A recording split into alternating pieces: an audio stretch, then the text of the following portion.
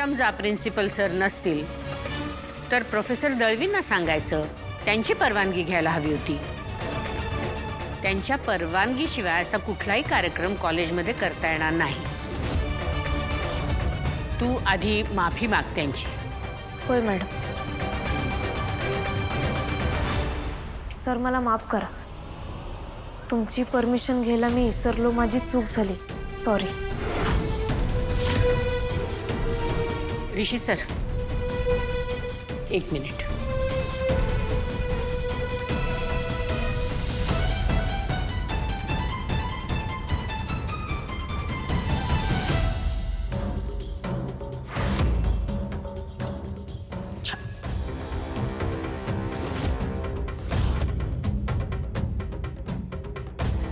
कमळी, तुला बोलले होते मी, तसंच झालं ना.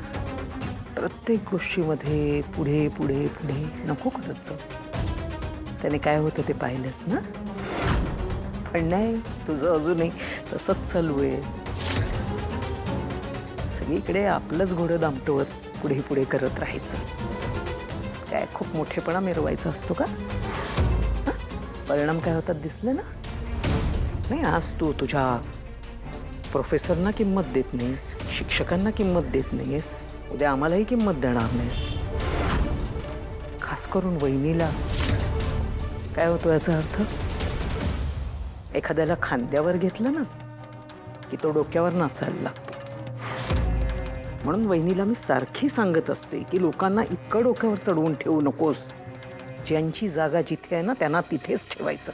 प्रत्येकाला आपल्या लायकीप्रमाणे वागणूक द्यायची असते. कळतंय जागा कुठे येते?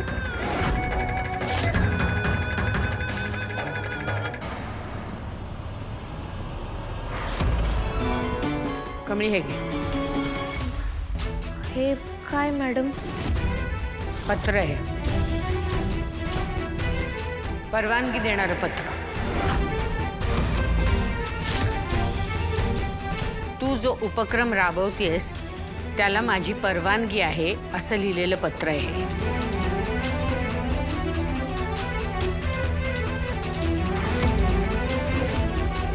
आणि हो, आता तुझ्या उपक्रमामध्ये आणखीन एक भर घाल. जे विद्यार्थी सगळ्यात जास्त मदत करतील ना त्यांचा आपण कॉलेजमध्ये जाहीर सत्कार करू.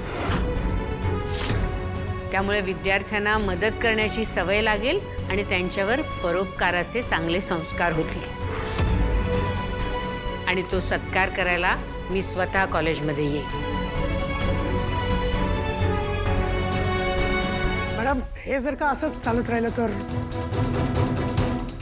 सर, तिने तुमची परवानगी घेतली नाही ही तिची चूक झाली, मान्य आहे. पण त्याबद्दल तिने माफी मागितली ना तुमची.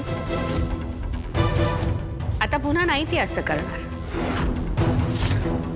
आणि खरं तर मला असं वाटतं की तिने हा जो एवढा चांगला उपक्रम राबवला कॉलेजमध्ये त्याला अशी औपचारिक परवानगीची गरजच नसावी. मला खरं तर कौतुक वाटतं या पिढीचं, कमळीसारख्या सगळ्या मुलांचं, की ते समाजासाठी विचार करतात, समाजासाठी काहीतरी काम करू इच्छितात. ही सगळी मुलं एवढं जे महत्त्वाचं काम करतायत त्यांना नियमांच्या जाचात न अडकवता आपण त्यांच्या पाठीशी उभं राहायला हवं, असं नाही वाटत सर तुम्हाला? सर, खरं म्हणजे हे असे उपक्रम तुम्हाला सुचायला हवेत, तुम्ही ते राबवायला हवेत. पण काही हरकत नाही. कमळी आणि तिची मित्रमंडळी हा जो उपक्रम चालवतायत त्याला मी आता परवानगी दिलेली आहे. त्यामुळे मला नाही वाटत आता कुणाची काही या उपक्रमाला हरकत असावी. आणि मुलांनो, हा जो हिरकणी स्टँड तुम्ही उभारला आहेत ना तो आता वर्षाचे 12 महिने तसाच ठेवा. हा उपक्रम सतत चालू राहू दे. म्हणजे कुणाही विद्यार्थ्याला कुठलीही वस्तू गरजू माणसाला द्यावीशी वाटली तर त्यांनी इथे आणून ठेवावी. फक्त वस्तू चांगल्या स्थितीतली असली पाहिजे. हा उपक्रम कायम चालू राहू दे. सर, शिक्षण संस्था या काही फक्त पुस्तकी ज्ञान देण्यासाठी नसतात. पालक जेव्हा मुलांना शिक्षण घेण्यासाठी पाठवतात ना, तेव्हा आपल्या मुलांचं व्यक्तिमत्व चांगलं घडावं, त्यांचा सर्वांगीण विकास व्हावा. आणि म्हणूनच शिक्षण संस्थांची जबाबदारी ही खूप मोठी असते. राण्याची तू चल माझ्यासोबत. थांब चल. चल ना, तुम्ही नाही बोलणार तुमच्याशी. आताच चल. चल. शिक्षण संस्थांमध्ये असे उपक्रम चालू राहिले ना, तर खूप चांगले संस्कार मुलांवर पिढ्यानपिढ्या घडतील. शाबास कमळी, शाबास. राणी आजी, पुन्हा माझा प्लॅन फ्लॉप झाला. कसं काय ही खावछाप नेहमी कशी काय जिंकते नेहमी. आता वेळ तिच्या बरोबरीने कळ आणि तिच्या बाजूने. पण तू ऐक, संतापून चिडून कुठलीही गोष्ट करणार नाहीयेस आता, कळ? फक्त तवा गरम आहे ना, त्यावर आपली पोळी कशी भाजायची एवढं बघ. राणी आजी, या वेळेला तू जेवण कसं बनवायचं ते शिकवू नको. आणि मी का जेवण बनवू? मला काही भाजलं तर? आवाज. हं? उदाहरण म्हणून सांगते मी तुला, कळलं का?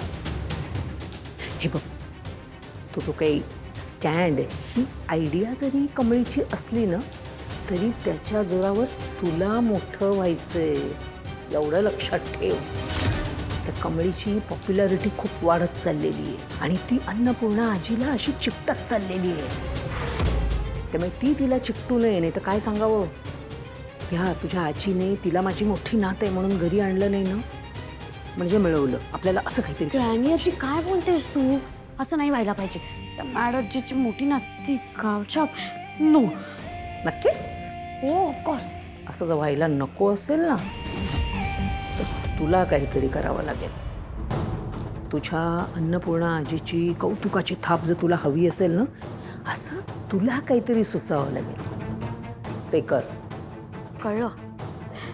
सुचलं. आय मीन, आता तू बघच कशी त्या मॅड आजीचा ट्रस्ट गेन करते ते.